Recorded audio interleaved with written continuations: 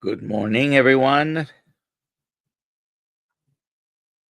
This is Dr. Nelson. I am in Central Florida, and it's 6 o'clock in the morning on the 31st. Hi, welcome, everyone. Please let us know where you're watching from.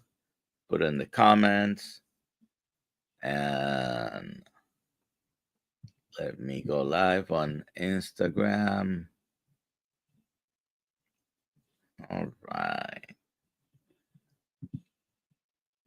So we are live on YouTube, Facebook, and several other channels. Thank you for being here. I see we got a good number of people already here. Kimberly, Roxanne, Earl, Bill, Anthony, No Carb Barb, Kaleidoscope Mine. Interesting name. Brisket Boomers, Sandy, Anthony, Brian. Brian is usually the first one here. And this morning, we have a special guest. Hello, hello. Good morning. How are you? I'm doing great. How are you doing? I'm doing wonderfully well. Where are you joining us from? I'm in Northwest Arkansas. Arkansas. Okay. I am in Central Florida, and we have people all over the world. We certainly get some people from Canada, the UK, and sometimes from Japan, Australia, watching us Nice. here. Uh, Dr. Kiltz is, every year does a maintenance treatment training. He flies jets, and to keep up his license, he needs to have this done once a year. So he's in West Coast time, and he may show up, may not. But you That's got pretty me cool. I didn't know he today. flew jet. That's awesome. Yeah, he's got a couple of planes, small planes, and Alia is not going to be with us today. So, Robert, I'm going to give a couple of instructions and then we'll have you give us your story. We like to hear the stories that usually are part of why we get to where we are today, right? Uh, and anyways, so today, hashtag KMT, we give away always something every day, and we're gonna give a bottle of the grass-fed organ meat blend that we have at Kills Health. Okay, you can go to killshealth.com and get a bottle of this, but we're gonna give away today one to one of our viewers with the hashtag KMT. If you're not a member of the Kills Mighty Tribe, it's free. Go to drkills.com and you can become a member of the Kills Mighty Tribe. And the base level is always free. Uh, all right. So, Robert Orion Sykes, I found Mm-hmm. out yesterday about that, the middle name. Interesting. Mm-hmm. Uh, give us I mean, we can talk to you about so many things. You have a couple of companies and you have a personal success story with your bodybuilding, and you have the Keto Brick. So, uh, tell us a little bit about yourself. Yeah, so I started, I was always the small kid. I was 115 pounds soaking wet, didn't have any muscle. I started lifting in high school and was doing the traditional bro diet approach to nutrition. So lots of protein, lots of carbohydrates, minimal dietary fat, bulked up to about 230 pounds prior to competing in my first show. For that first show, I lost 80 pounds in 12 weeks, but did it everything wrong. I starved myself, lost a lot of muscle. And then after that show was over, I kind of fell into a downward spiral of disordered eating that lasted for several years. Bounced around from multiple different diets, wound up finding keto kind of by accident. I was doing carbohydrate backloading, which is basically keto during the day and then high carbs, high glycemic index carbs at night. But I noticed I felt better without the carbs. So I just took them out completely. This was probably 2014, 2015. So there wasn't really information about keto out there at the time, but realized what it was that I was doing and then went all in on the ketogenic approach from a bodybuilding standpoint. So you just went all into that, optimized the nutrition for bodybuilding, and saw tremendous success with it. Got leaner than I'd ever gotten. Started coaching other people in 2016, and it just kind of took off from there. I've done multiple shows. I did 5 in 2023. I became the leanest man alive at that point at about 3.9% body fat, all naturally, all while following a ketogenic diet. I've been doing keto now for over a decade. And then I've just built my business and livelihood and passions around kind of the tandem aspect of natural bodybuilding with the ketogenic approach. And I'm kind of more towards the carnivore end of the spectrum. I mean, I eat very little fiber, very little greens, predominantly meat. Keto Bricks. Keto Brick was kind of formed out of my own personal need to scratch that itch during my 2017 prep. There wasn't any products out there at the time, so I set out to make my own, and then it just became something that people demanded. And my girlfriend at the time, wife now, we just rolled up our sleeves and started the business, and it's just grown organically ever since. And that kind of brings me to where I'm at now, just putting out a ton of content, a ton of value, and learning every day. Very good. That's the very short elevator speech. Yeah, we can go So deep, but yeah, that's the high level overview. yeah, I'm sure we'll have questions, and if you have any questions, please put them in the chat. If you can put it with QQQ in the front, it will be easier for me to see them. I am Ali is not here today. Dr. Kiltz is not here today, so I'm keeping an eye on this by myself. And so I had a question. I do have a couple of questions. You mentioned you're towards the carnivore end of the spectrum. When you're doing a strict keto, do you? I mean, you've been doing this for a while, so I'm sure you're not still taking pictures and putting them in apps and trying to calculate by meal how many carbs you have. But more or less, are you strict in counting the carbs when you are consuming any? Not really. I mean, when I'm in a prep, I'm tracking everything, like every macro, every gram, both fats and proteins, getting really dialed in for a show.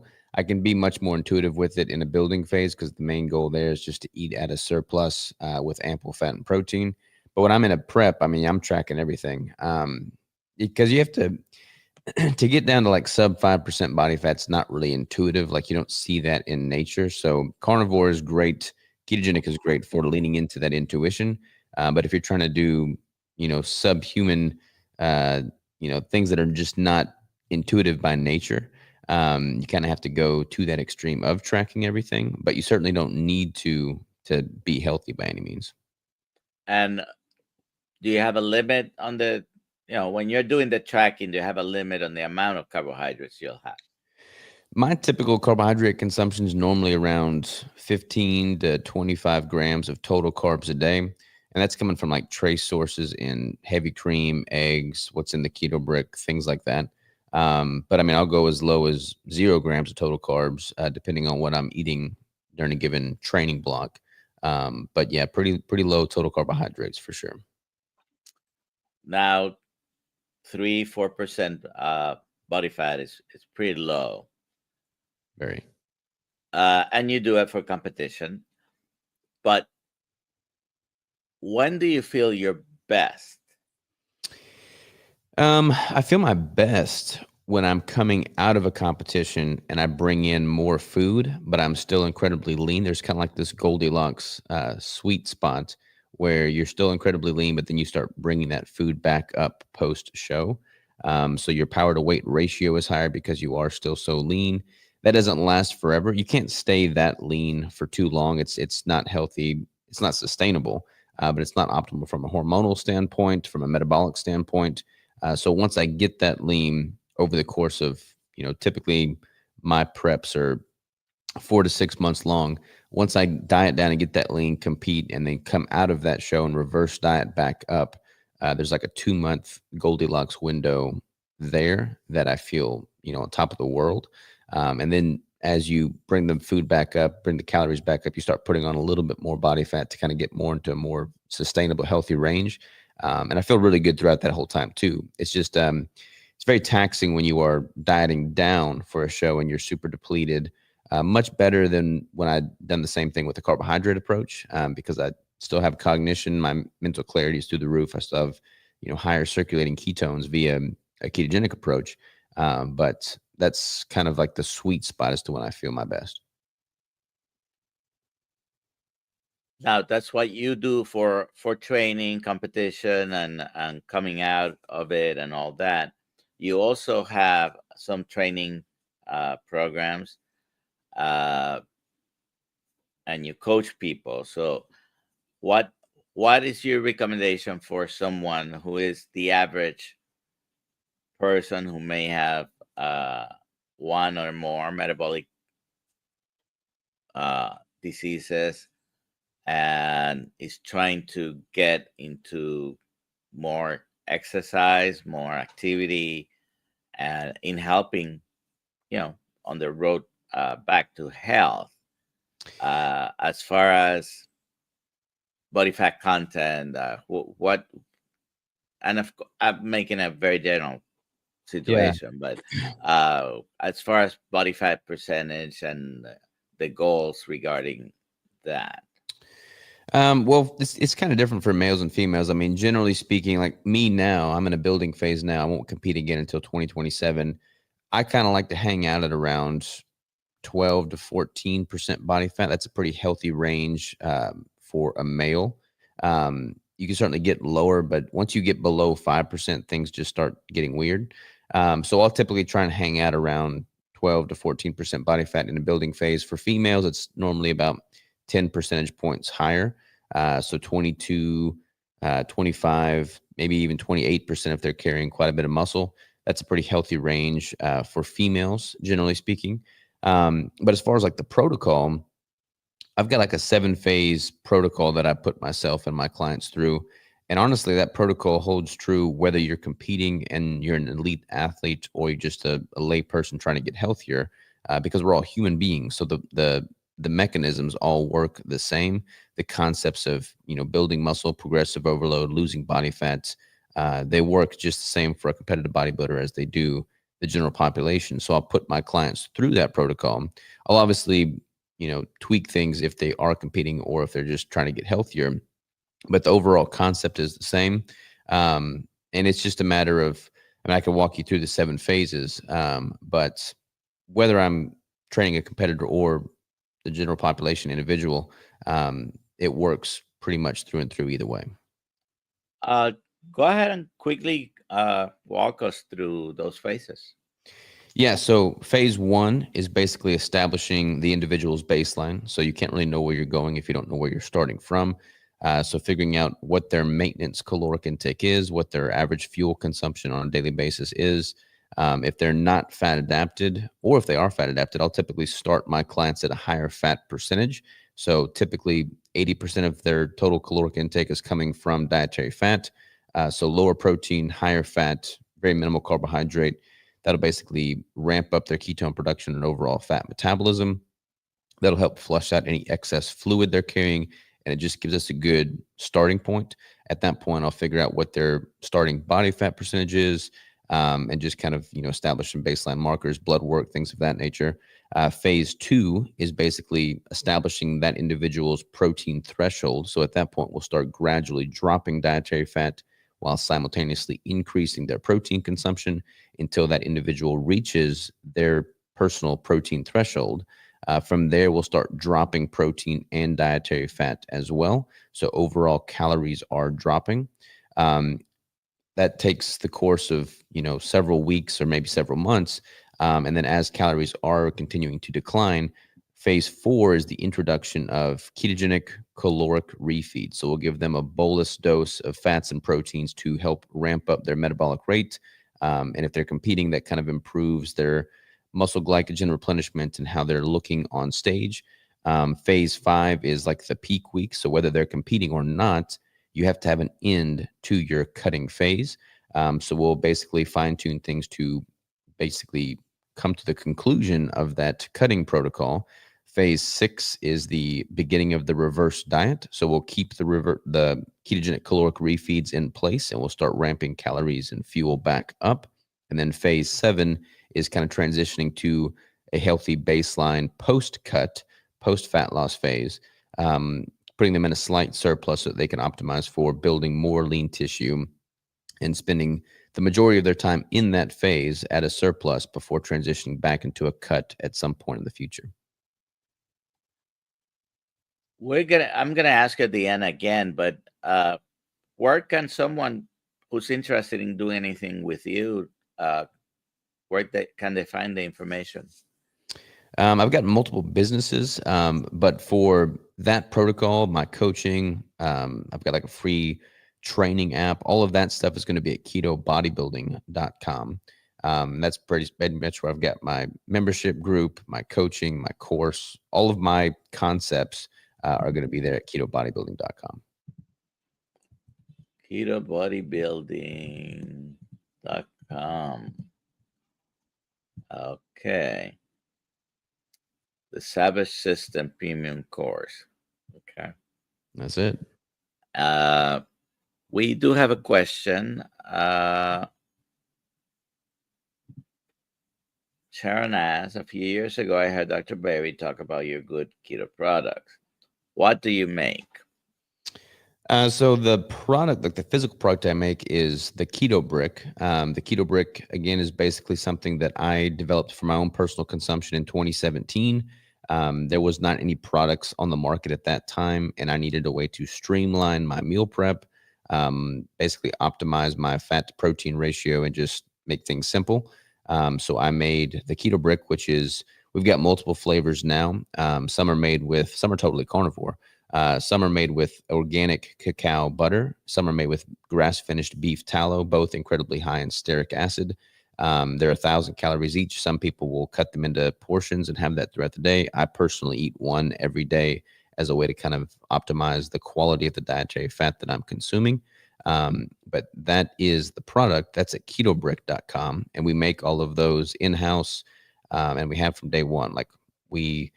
The evolution of that business has been an interesting one. I mean, for 3 years, my wife and I were sleeping on a warehouse floor, building the business, from the ground up. And now we have a much larger facility, but we keep everything in-house so we can oversee all quality control. Are you going to be in San Diego at Low Carb USA? No, I won't be there. The next event I'll be speaking at will be Low Carb for Better Health in Tennessee. And then I'm speaking at Hack Your Health in November. Okay. So that's here in Florida, and I will be there. Nice. But today we head to Orlando used to be called KetoCon Orlando. It's Champions for Health. Starts today until Sunday. And then we're going to be in San Diego for a symposium for metabolic health, which is put up by Low Carb USA and the Society of Metabolic Health Practitioners. Nice. Yeah, I love the conferences. It's nice meeting everybody, seeing everybody in person. You and I were together at Meatstock this couple months back. It's nice meeting the people on the internet in person, shaking hands and putting faces to names. All right. So the Keto Brick, which I don't know if we already have a link for Dr. Kiltz and Kiltz Health, but Ali hasn't said anything yet, but we should have a link, and we're going to put it up on our website as Nice. well. If you have any other questions for Robert, what do you go by? They What do call I go by? you, yeah, just your full name, Robert, or do you have a nickname? Yeah, my full name is Robert Orion Sykes, and I've always introduced myself as Robert, but for whatever reason, many people call me Rob. I don't know why they shortened it, but so I just roll Okay. with that sometimes too. But Keto Savage is my handle and brand, so to speak. So Keto Savage is kind of like my personal brand. Yeah. And the Keto Brick specifically, where do we go to find that? That's going to be at ketobrick.com. We've got pretty good variety there. We've got some that are using a whey protein concentrate, some that are plant protein for those that can't do whey. We've got carnivore options now that include no whey, and they're as clean as they get. So yeah, they're pretty tasty, and a lot of people don't have a problem finding protein, but they do have a problem finding like quality dietary fats, especially on the road and convenient. So that solves that problem. And they are all basically 1,000 calories. Mm-hmm. And like you mentioned, some people just sort of nibble at it during the day. Yeah, And some some, people don't eat the whole thing. I eat one whole brick every single day, basically. But a lot of people just simply don't eat enough food. A lot of people eat too much food. But in working with people over the years, a lot of people they don't eat enough, and when you don't eat enough, your metabolism down regulates, which basically ensures that you hit a plateau at a certain point and you don't see any progress. So whether you compete or not, giving yourself time to spend ample time in a caloric surplus with more fuel coming in than you're expending, that's very favorable from a metabolic standpoint. we all sort of develop a little bit of a bias of where we stand with fat and protein. And, when we talk about ketogenic diets, usually, I mean, by definition, it's a low carb, high fat diet. But where do you stand with the amount of protein and fat per day that you recommend? Well, that's the cool thing. Everybody's going to have a different protein threshold. So that's why with my protocol, I figure out what that individual's threshold is. Some clients do really well with higher fat, some do well with higher protein. But if you don't try to figure out what that individual's threshold is, you're kind of shooting in the dark. That's why, when I'm working with clients, I establish their personal threshold. For me, I go through these different phases in a prep or building phase, and my protein consumption is changing throughout that whole time. When I'm just hanging out in everyday life, I'm usually pretty close to about a 1-to-1 ratio in grams of fat to protein. So I'm typically, 250, 270 grams of fat, maybe a little bit lower on protein, maybe about 200 grams of protein for me. And I'm training more often than not throughout the entire week. And I've got a pretty high expenditure. And I weigh about 180 pounds right now for context. So my protein consumption is a little bit higher, but oftentimes people, especially those following a carnivore diet, they're consuming too much protein relative to dietary fat. That's going to hinder their overall fat metabolism, ketone production, and performance at the end of the day. So knowing where that threshold lies is crucial. In my case, what I deal with is people sick trying to get healthier, right? Mm-hmm. And most people with metabolic dysfunction have a problem with the blood sugar. That's the crux of the whole thing. For them trying to keep the blood sugars down, and sometimes they eat too much protein and they complain that my blood sugars are spiking even when I eat steak. And I think uh, probably too much protein might be the problem, because most people will do better with a higher fat. And if you want to be producing ketones, you really need to start at two to 1 on fat to protein ratio. Whatever Yeah. the calories end up being, Yeah. probably that's the place to start if you want to be sure that you're making ketones for specific purposes. You don't have to be chasing ketosis all the time, but many medical problems, whether it's brain related or someone who's dealing with cancer, things like that, I definitely recommend higher ketones. And when I say brain related, that includes the physical and the mental illnesses. Yeah, it's the protein debate's an interesting one, and I've been in this space for over a decade, and I've kind of seen the evolution of it over time. I mean, when I first started doing this, and people actually started talking about it, everybody was super afraid of protein for fear of gluconeogenesis, so they were consuming minimal protein. Now, the pendulum has swung so far the other direction that protein's been given a halo, and people are just consuming it in excess, and that's not really ideal either. The answer is usually somewhere in the middle.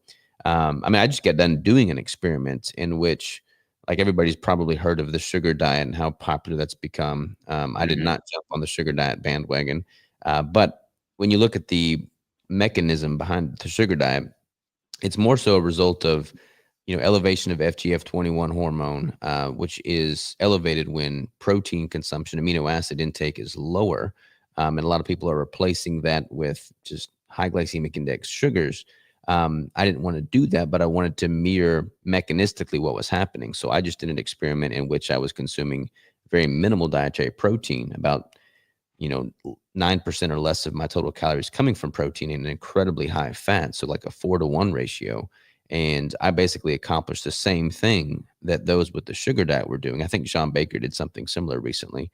And over that span, I got blood work drawn.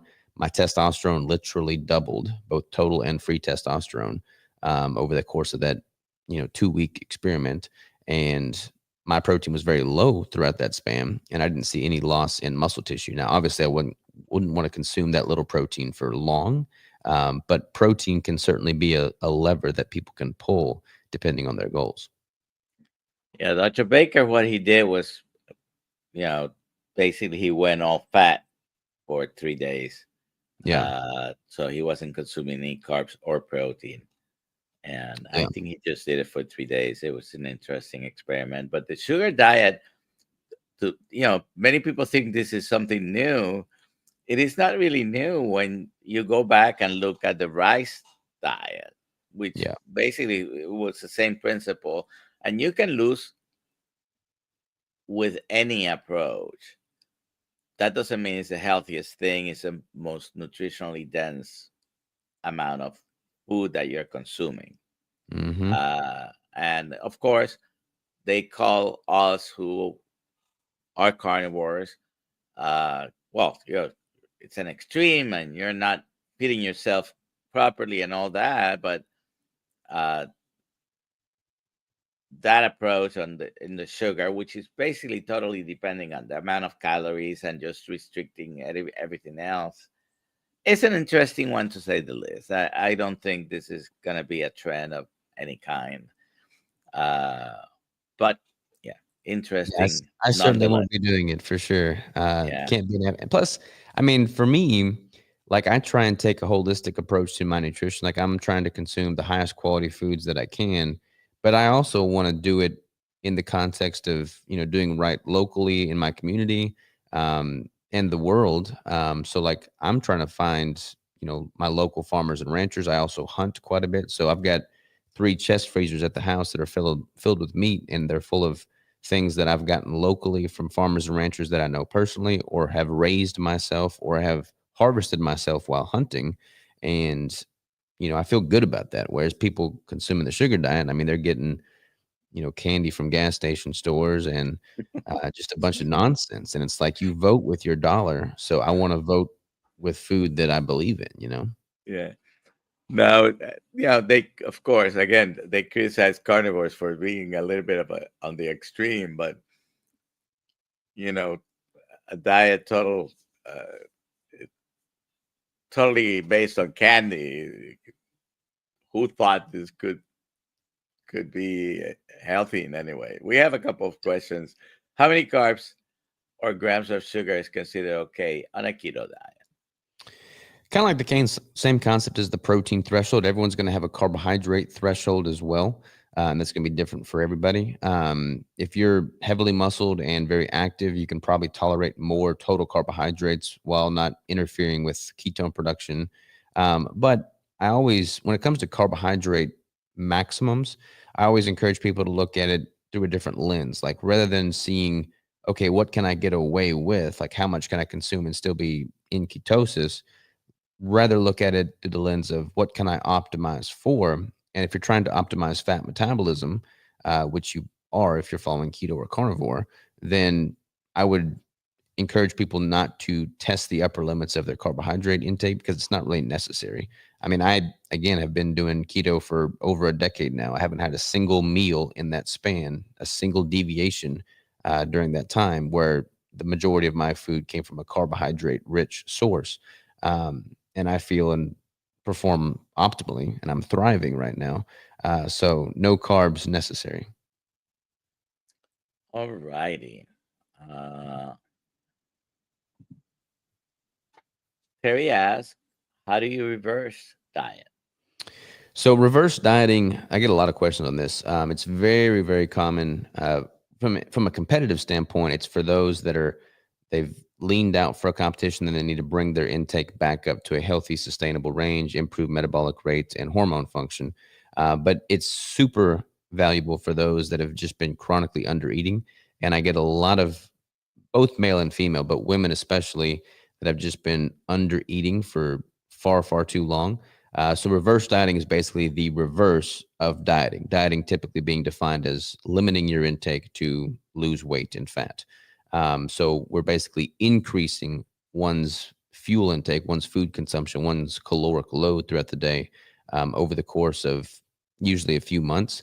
So for instance, if somebody comes to me and they've been eating, 1,300 calories for the last 6 months or 6 years, their metabolism's been down regulated and we need to bring that back up. And you do that by adding more fuel to the fire, so to speak.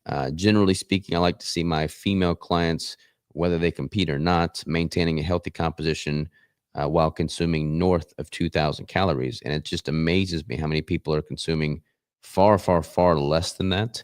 And that done over too long a time is just not optimal.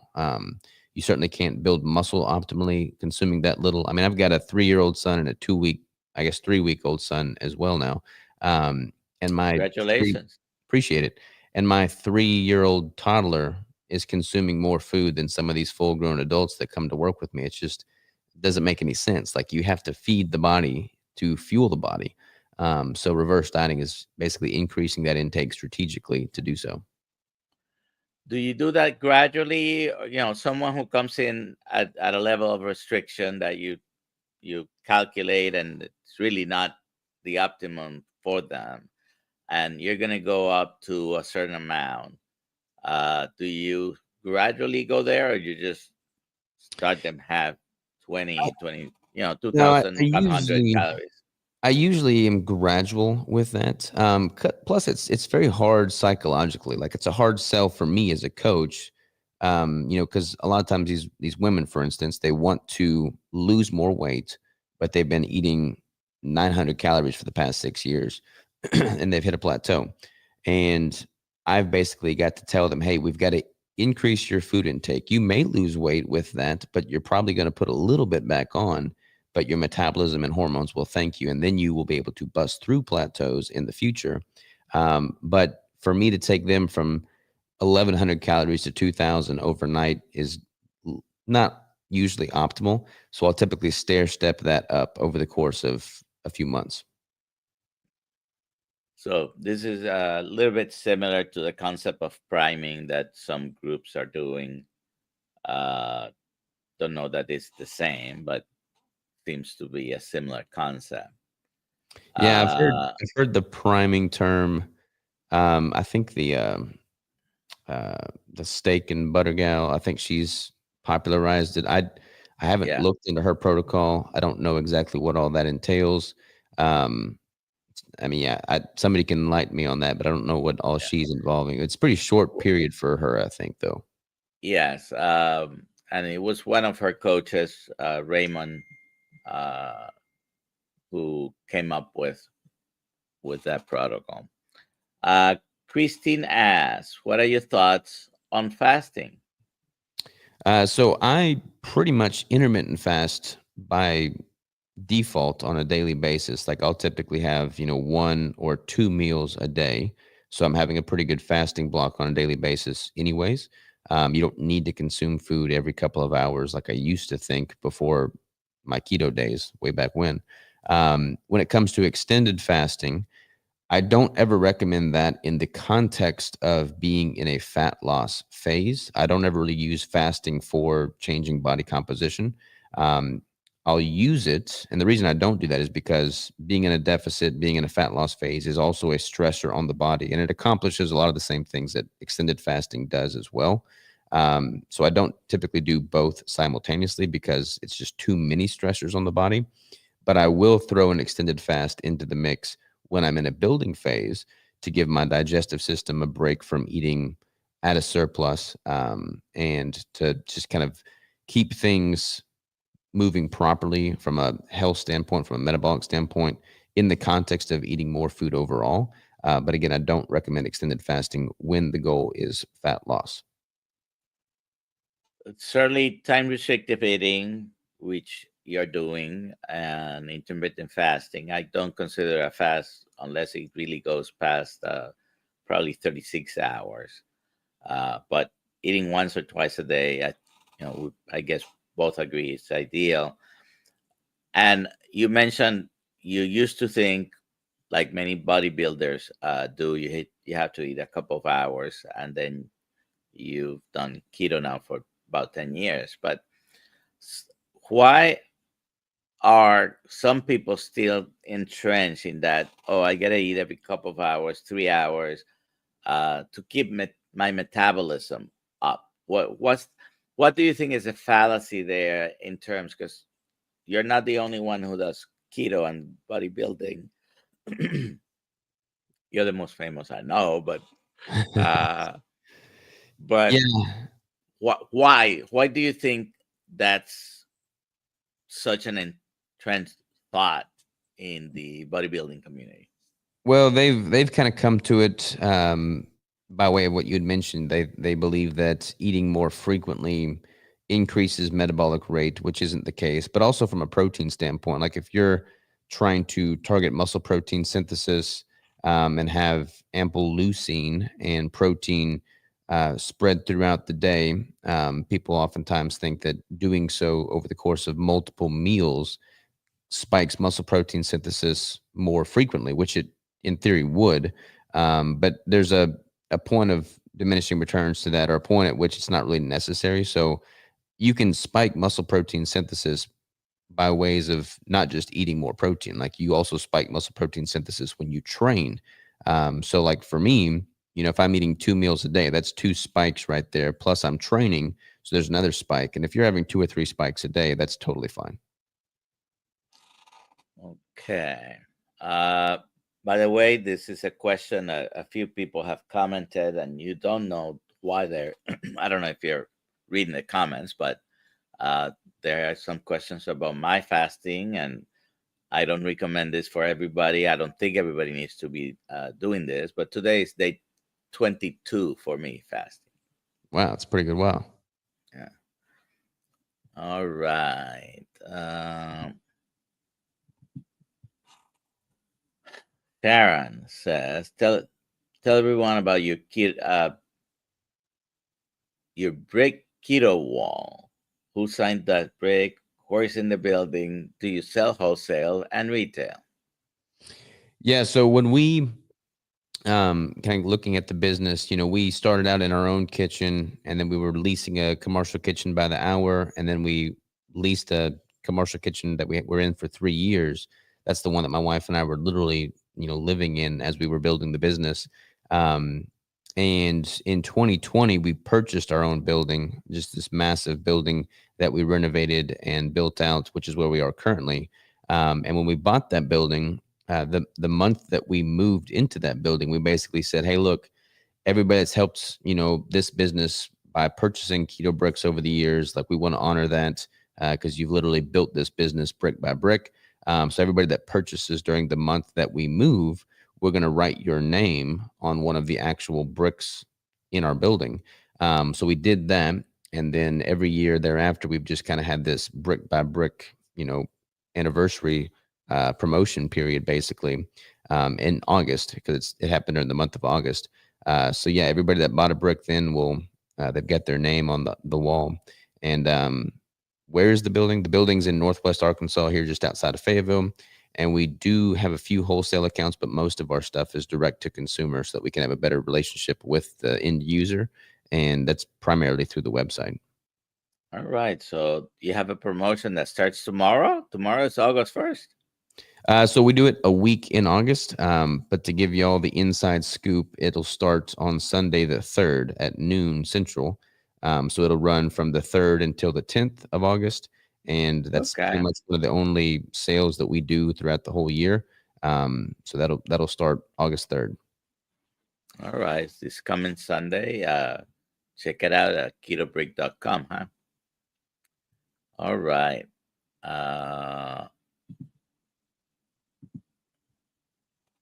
Brisket Boomers. I must confess, in 2019, I won a contest with Williams Qfield, and Keto Brick was one of the prizes.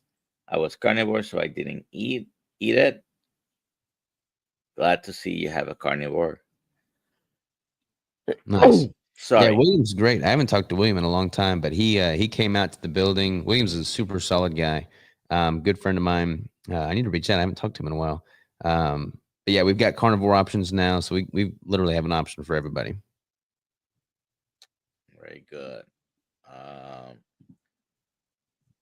Day 22. His Bill's keeping count for me.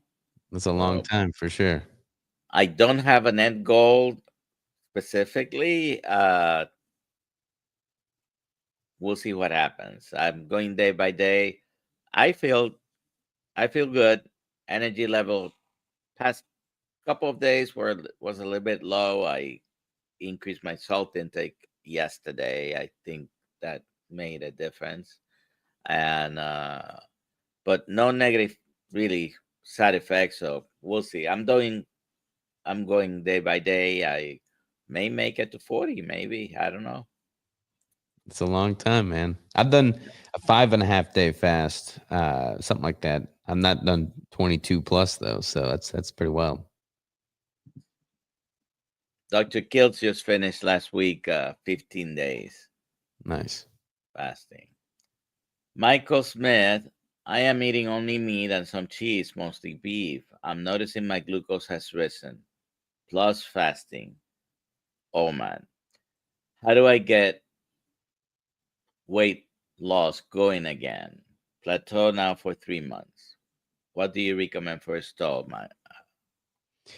So, I mean, I'd be curious to know what your total intake is. So, mostly beef and some cheese. I mean, that's totally fine from a food selection standpoint. But, knowing we can go down the calorie rabbit hole because I know people have a lot of opinions on calories, whether to count them, if they count, are they worth tracking or not. But, if you're stalling, then there's obviously something happening metabolically there. And we would want to figure out what that is. And it would be hard to do so if you have no idea what your actual consumption is. So you might be eating too much beef and some cheese, or you may be eating too little beef and some cheese. But without knowing what your total intake is, it'd be hard to really, have a clear picture either way. But yeah, plateaued now for 3 months. I mean, weight loss is not a linear process, but you do want the overall trend to be going down if you're in a fat loss phase. So yeah, I just like pulling out all the stops and having all of the data at my fingertips. So actually tracking that to figure out how much you're consuming would be key to start. So the calories in, calories out paradigm basically is not perfect. Definitely not perfect. And just talking about calories by themselves without talking about nutritional content of your food. It just doesn't make sense to rely just on calories, because one Oreo cookie has 50 some calories, one egg has 70. Well, you're going to tell me that a diet based on Oreo cookies only is healthier? Of course not. But at the end of the day, the amount of food that you do eat may make a difference. If you're trying to lose weight, which is what a lot of people try to do, not necessarily win bodybuilding competitions, but they're just concerned about getting their weight down, then you have to look at the total amount of calories or amount of energy that you're consuming per day. Yeah, there's such a negative stigma with the word calorie, and I get it, I understand it, and you're absolutely right. Like if you've got a 50-calorie Oreo cookie or a 70-calorie egg, like I'm gonna be picking that egg all day long. How your food is metabolized in the body is going to be vastly different between you know, junk processed, hyper palatable food and quality nutrient dense single ingredient food. And all of that goes into effect. And, 3,000 calories of a well formulated ketogenic carnivore diet is going to respond differently in the body than 3,000 calories of, you know, hyper palatable processed diet or a carbohydrate based diet. So, really knowing the quality of the food and optimizing for that is key. But beyond that, the amount of food you are consuming is very impactful. And you can gain weight on a perfectly formulated ketogenic diet or carnivore diet. I mean, I've gained weight eating nothing but meat, high quality meat. So knowing what your overall consumption is important. And you just touched on a big misconception regarding carnivore diet, because some people approach it, oh, this is a weight loss diet. Well, to me, it's not a weight loss diet necessarily. Even I have lost more than 100 pounds doing this, but I think I look at it as a health optimizing diet. You're eliminating absolutely all the crap. You're eating nutritionally dense food. And what I'm looking for is improving health, myself and others. Uh, as a side effect, the weight gets optimized, but you don't have to be in a perfect BMI to be healthy. If you're feeling healthy and you're on your way, then to me, that's the ultimate goal. Hmm. Improving quality of life. I mean, what do you think about, and this question here, I think we answered it, but the website for Keto Brick is ketobrick.com. Yep. Uh, Keto.com. what do you think about all these studies on longevity, for example? And do we have any proof that really anything prolongs life? Because you would have to have someone alive for 100 years, looking at groups of people, and that's uh, really not the case. But uh, longevity versus the quality of life on whatever amount of time you're gonna live on this earth. What do you think? Yeah. I mean, I would definitely prioritize quality life over just lifespan. So health span more so than lifespan.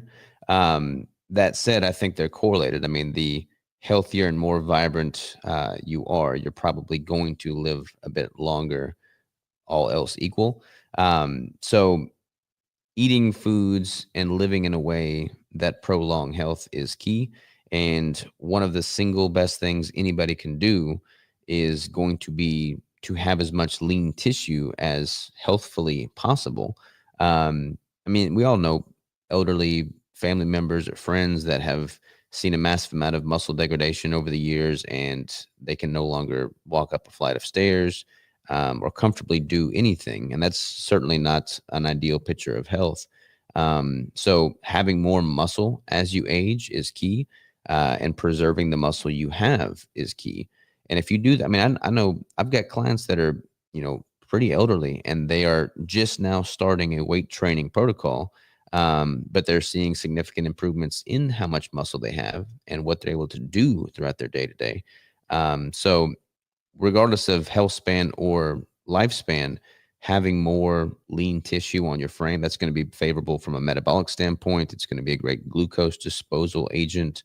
And you're just going to be more fit and capable, become harder to kill, so to speak.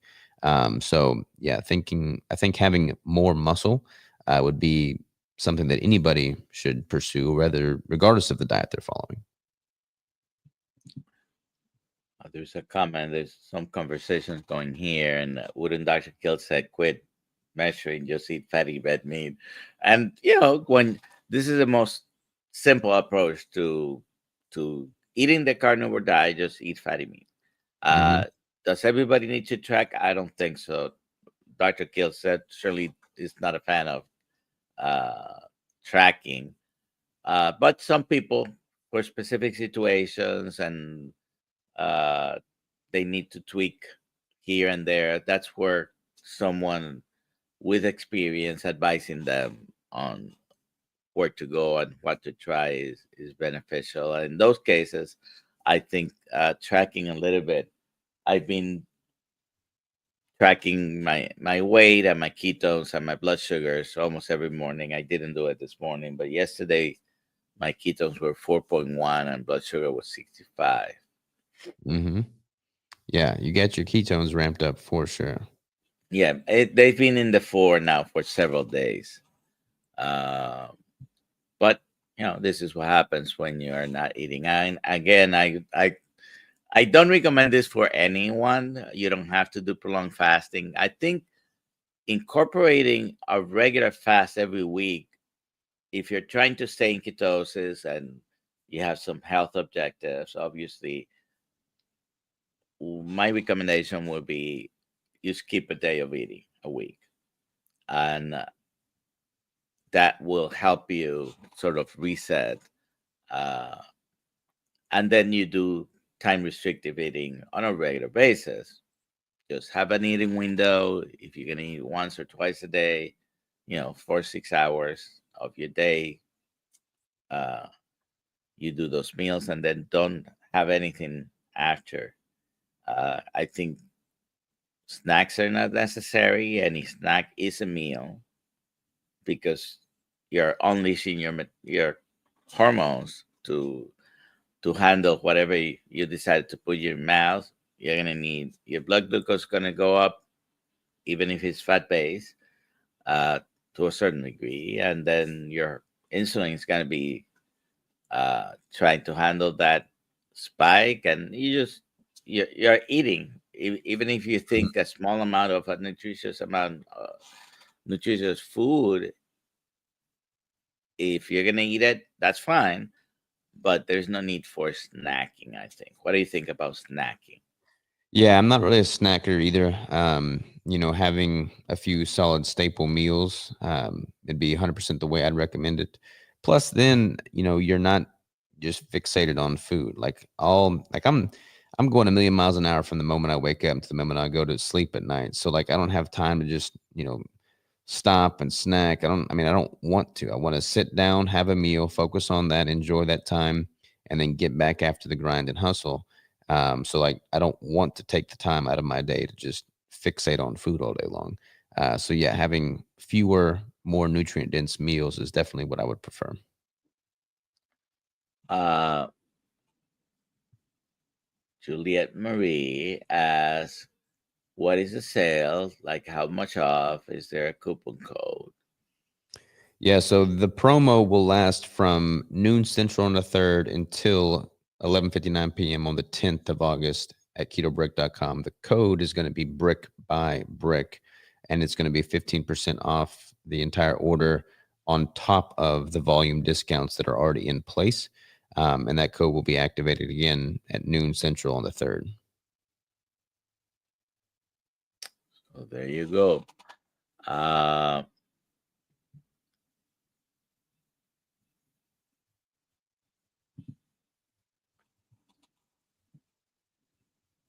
Sharon says, on YouTube, I watched a keto cruise. Were you on this a couple of years ago? someone ate only keto bricks and boiled eggs with workouts? I have done the keto cruise multiple times. That was me, that you're referring to. That was me. I am not recommending a diet exclusively of keto bricks and boiled eggs, but when I was on that cruise, that was in 2023, and I was actually in competition prep for the 5 shows I did in 2023, and those were the foods that I could, know the nutritional intake and track accurately. I also had carnivore snacks that whole time, so like the, ribeye and salt, carnivore snacks. So that's pretty much all that I ate during that cruise because I didn't want to leave anything to chance during that time. But I always recommend people, prioritize, wholesome, single ingredient, nutrient dense food as the priority.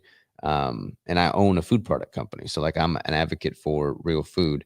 Now the keto bricks are close to real food. I mean, it is real food. We just make the convenience factor take place there. But yeah, that was me that you're referring to there for sure. All righty. Um,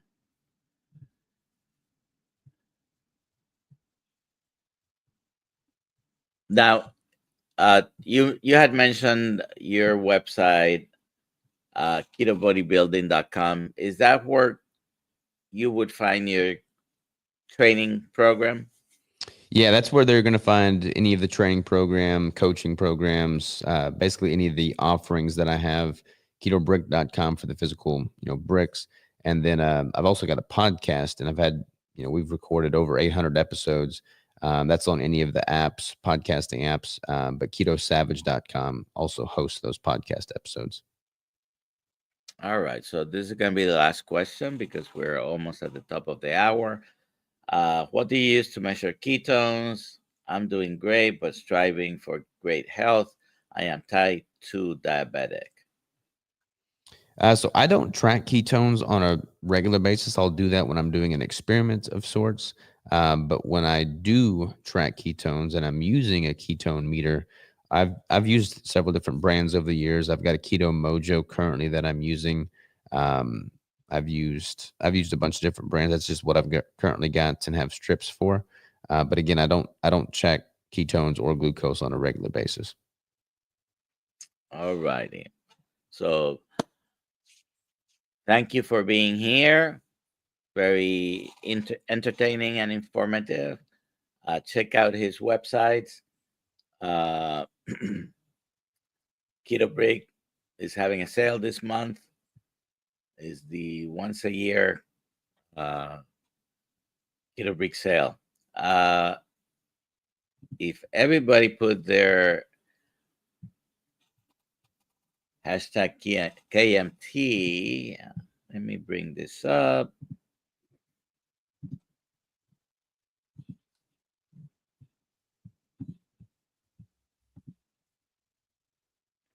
Okay, so we'll see. And today, the winner will get a grass-fed organ meat blend supplement bottle. Megan Romero, you need to email Alia at drkills.com. Email Alia at drkills.com. And she's going to need your name, address, and phone number at the very least so she can send you the grass-fed organ meat blend supplement bottle. And today at 3 p.m., we're going to be talking to Eric Reynolds from Keto 50. So 3 p.m. this afternoon, and we are on our way to Champions for Health in Orlando. Awesome. Have a good day, everybody.